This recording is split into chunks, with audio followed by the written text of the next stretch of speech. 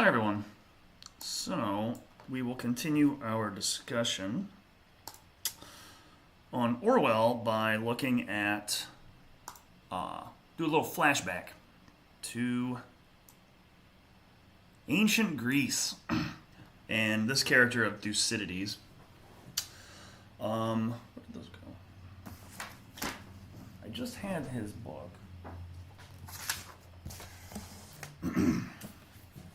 So Thucydides was a Greek historian. He's considered the kind of first modern historian in that he wrote a book called The Peloponnesian War. It's got a lot of stuff in it. He was not technically the first historian. That credit goes to this guy, Herodotus, and his book, The Histories. Herodotus is actually a lot of fun to read because he gets a lot of stuff wrong, and in a lot of places he kind of just makes stuff up. And some of it's pretty entertaining. Thucydides, though, was known for, when writing about a subject, he would go and talk to people who had experienced these things or who knew somebody. So he was trying to get firsthand documentation about political, historical events. And so that is why he's credited as kind of the first modern historian.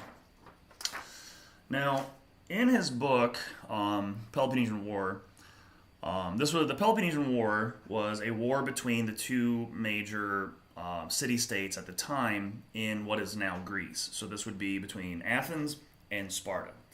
If you've seen the movie 300, that's a not historically accurate depiction of Spartan society, but some aspects of it, we have actually very few like first-hand accounts of Spartan society. A lot of it's not even contemporaneous to them. They had a very different type of government and structure. That if you had 119 with me, think back to the Republic. The Republic, the way that Plato structures his culture or his ideal government is actually largely based off of Spartan governance. Because in a way, Plato, as we said, wants to shock test the idea of democracy. And so he says, well, Athens lost the Peloponnesian War to Sparta. Maybe they've got something going on there. So that's just what's happening in that book. So in Thucydides' book, in Book 5, Section 85, he outlines what's been known as the Melian Dialogue. And in this, for context, Athens. So in Greece, there was no country named Greece at the time. They all spoke the same language with different dialects, but there wasn't like Greece, So they would just have what are called city-states, sort of like Singapore today. It's both a country and city simultaneously, and so they were of varying power, of varying levels of civilization, levels of military capability. And so Athens and Sparta were the two big powers. Okay, so Athens and Sparta were trying to go around and make friends with all the other city-states because that gave them more soldiers, more power to fight this war. So they go to the island of Melos, and they're basically making their pitch, right? And they basically say to the leaders there, let's get rid of the rhetoric. You should join us, okay? Because otherwise, we're gonna wreck you. And they say, let me find the passage here.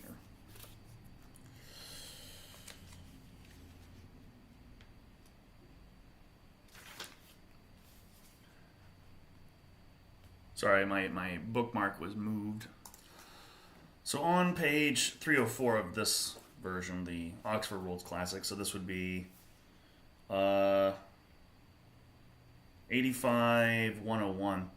The Athenians say, no, not if you take... So they're going back and forth, and the Melians they do lean towards Sparta, and they're trying to get out of this. They don't want to take a side because they're not a very strong city-state.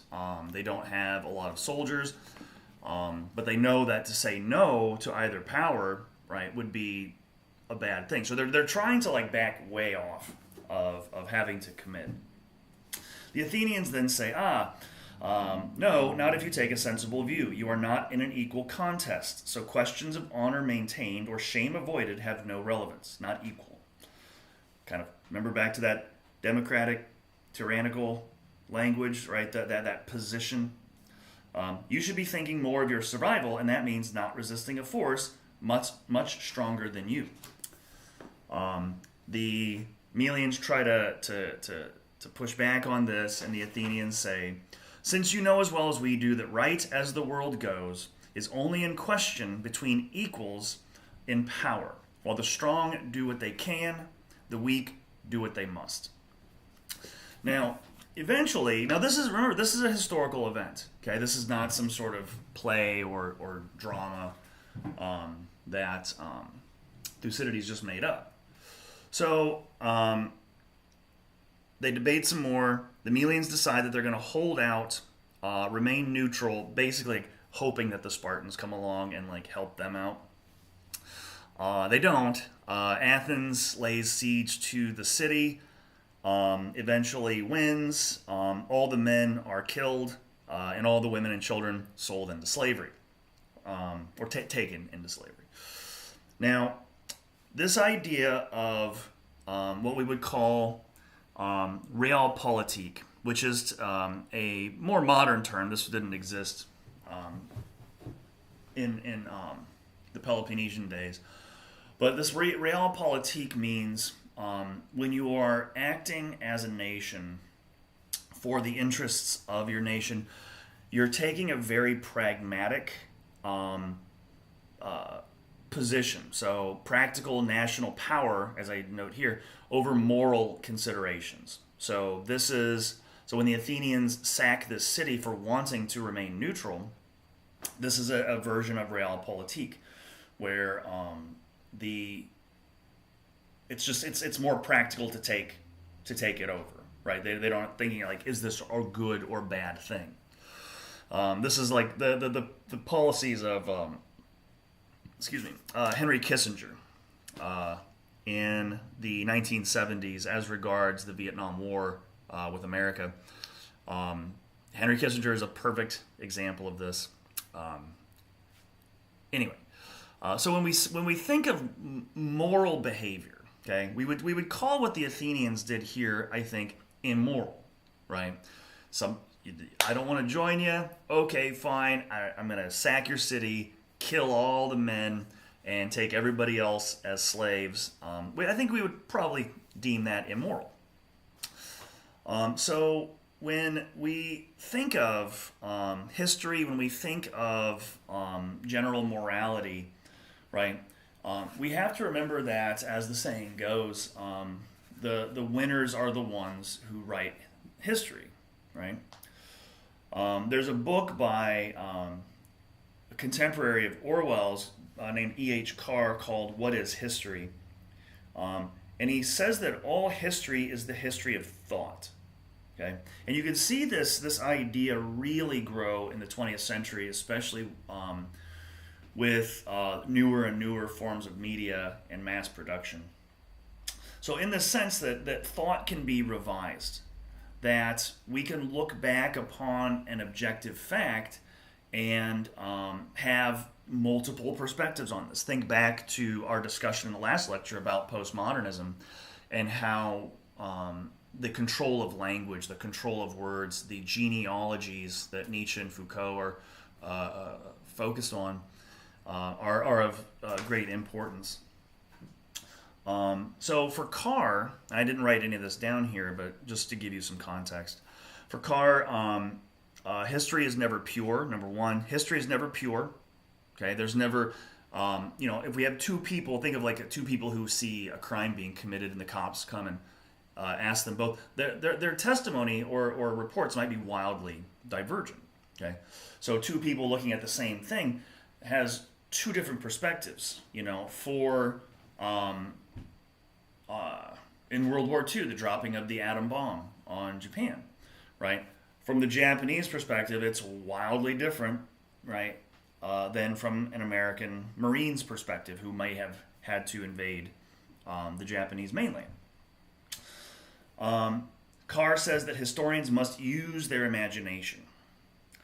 Now, right there, some warning bells should be going off. Now, I don't recommend Carr's book as like a methodology for writing history or writing about or thinking about history, but it's an important book for its relevance.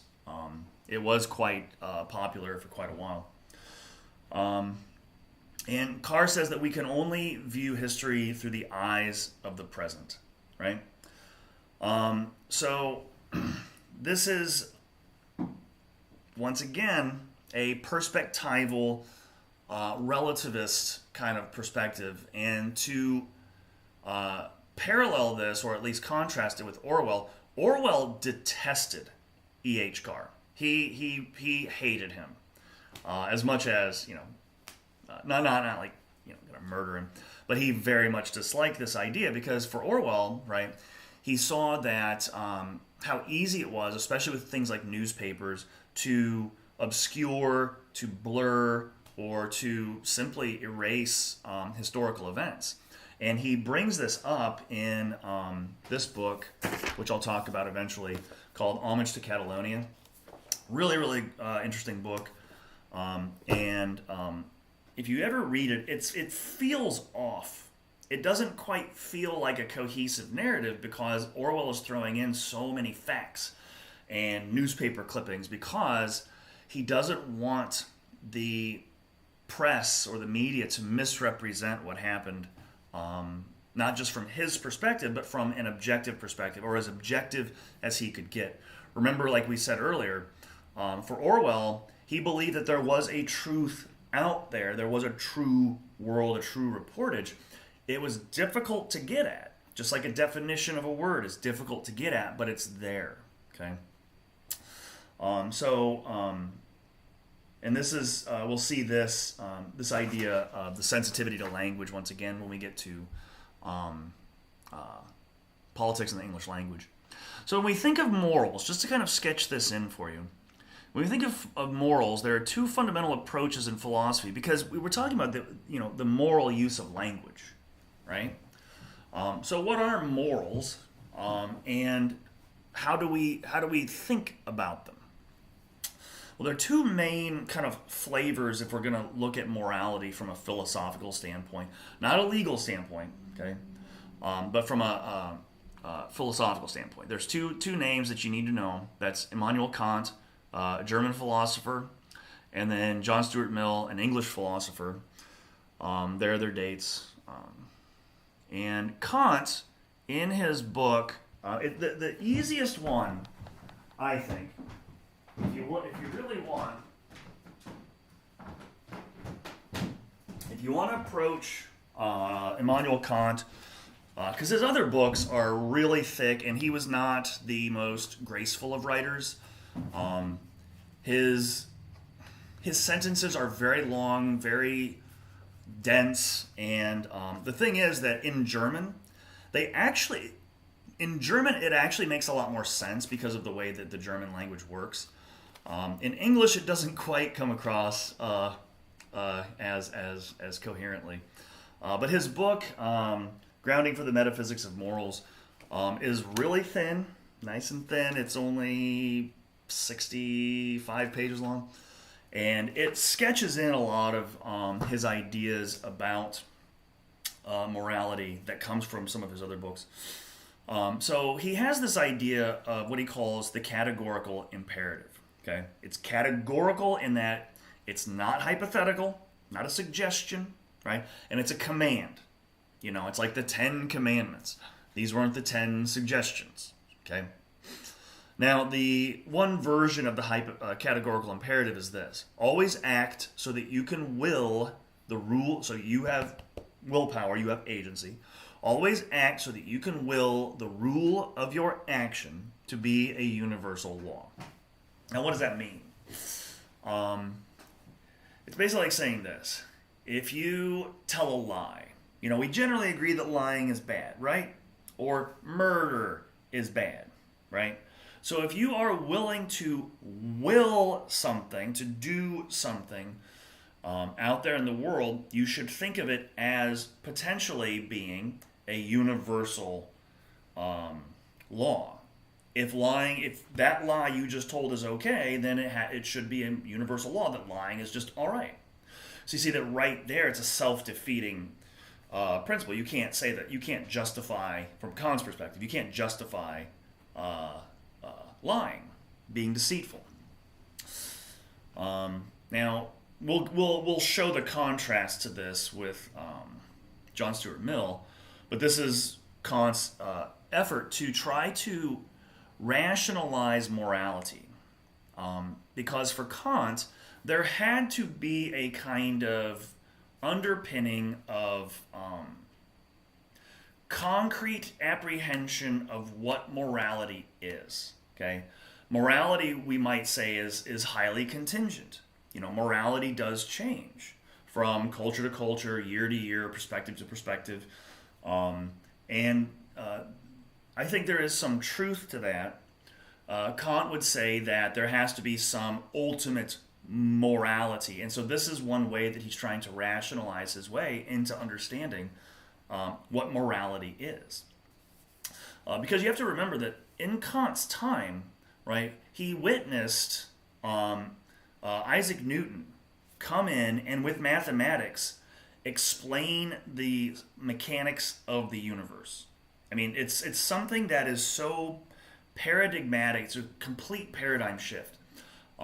Because before Newton, nobody had unified, right, the way that all of the celestial bodies worked.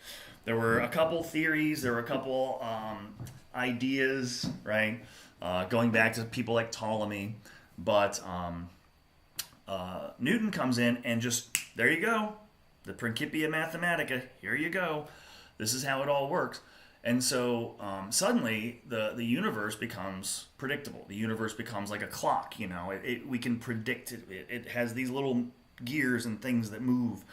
And so therefore, for Kant, he thinks like, oh, okay, well, if Newton can do it for the universe, I'm going to do the same thing, just different methodology for philosophy and for morality.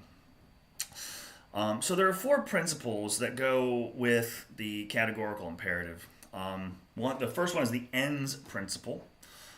Treat others as yourself and yourself. Sorry, treat others and yourself as ends and never a means to an end.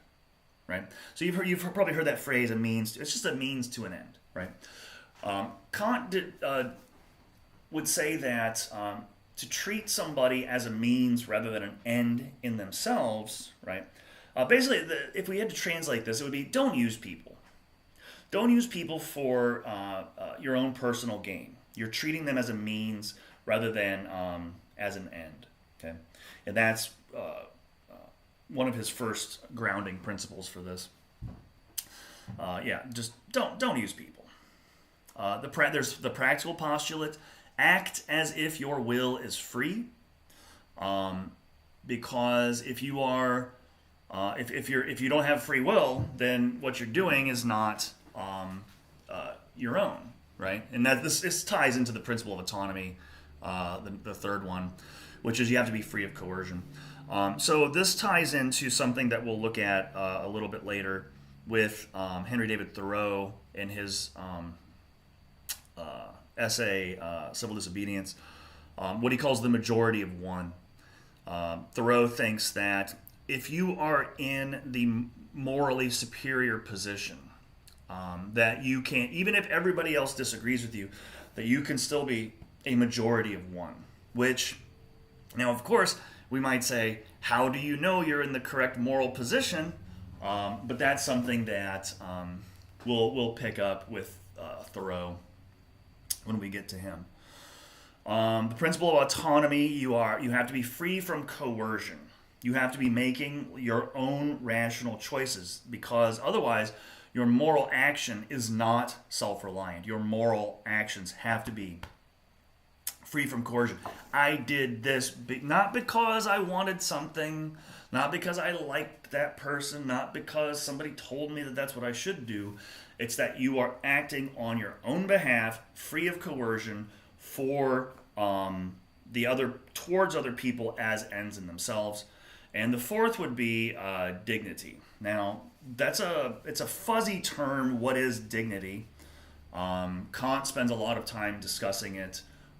It doesn't really come up a lot prior to Kant. It's a subject that I find fascinating. I think dignity is a very interesting concept. And but for Kant, he would say that dignity, this is the unconditional worth that people have toward what he calls the kingdom of ends. Okay? By kingdom of ends, he means that if we all acted, right, and treated each other as ends and not merely means, then we would create this kingdom of ends where everybody is acting in good moral standing toward one another.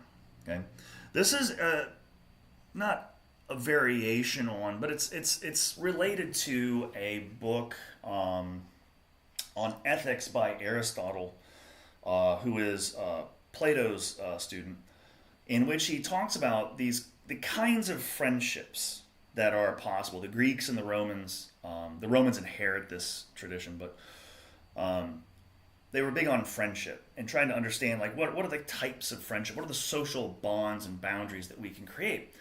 And so Aristotle says, well, there are three types of friendship. There's one where you're using the other person for your own benefit, right? So violating the ends principle.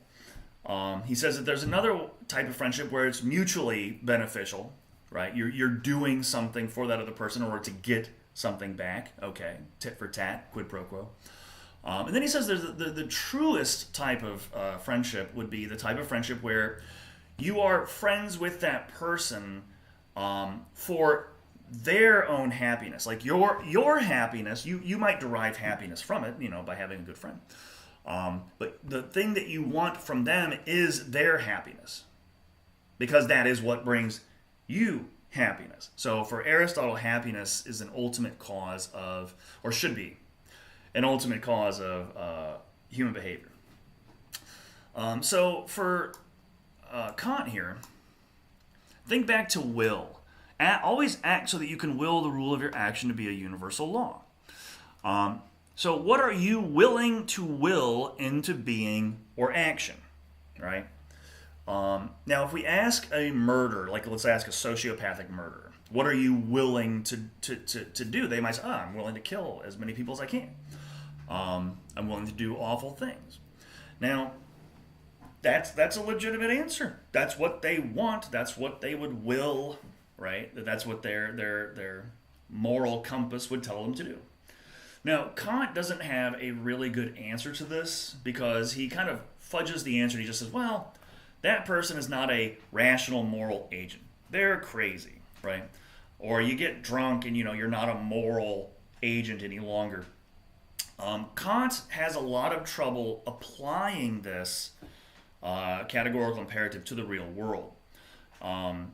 We might say it's largely impractical because there are certain situations in which lying might actually be a good thing. Kant would say it's not. It's either up or down, right? Lying is either never okay or always okay. Now, he's a lot more subtle than that, but that's kind of the upshot of what he's talking about. So, if you tell a lie to a police officer in order to protect somebody whom you know is innocent, right? Is that an immoral act? Kant would say yes, but practically, a lot of us would say, well, no. You're helping somebody out. They're innocent, so the cops don't. The cops might harm them. So the Kant has a lot of trouble in application, and I always like to end any discussion of Kant with this quote from his book Critique of Practical Reason, where he says, "Two things fill the mind with ever new and increasing admiration and awe, the oftener and the more steadily we reflect on them: the starry heavens above and the moral law within." Beautiful quote. One of the more poetic parts of Kant, maybe the only poetic. Anyway, interestingly enough, since he's talking about the heavens, before I end this, he did actually write a paper about trying to figure out how planets form. You're talking early 1700s to midish, late 1700s to early 1800s. The astronomy was still in its infancy at this time, and Kant had a hypothesis that actually turned out to be surprisingly close to how we think stars and planets form. So, just as a side note, he was an interesting fellow, very, very boring in his personal life. He pretty much lived in the same place his entire life. The joke was, and this might actually be true, they said that you could set your watch daily by his. He would take a walk every day in exactly the same spot, exactly the same pace. So you could set your watch by his daily walks. Very, very boring, but very, very brilliant person. So if you ever have a chance, I do recommend at least Grounding for the Metaphysics of Morals. If you ever do have a chance, I do recommend Thucydides, Peloponnesian War. If you ever do have a chance, I do recommend Herodotus and the Histories. All very, very fun books. Very engaging, very interesting. So in the next lecture, we're going to turn to John Stuart Mill and his alternate version of morality.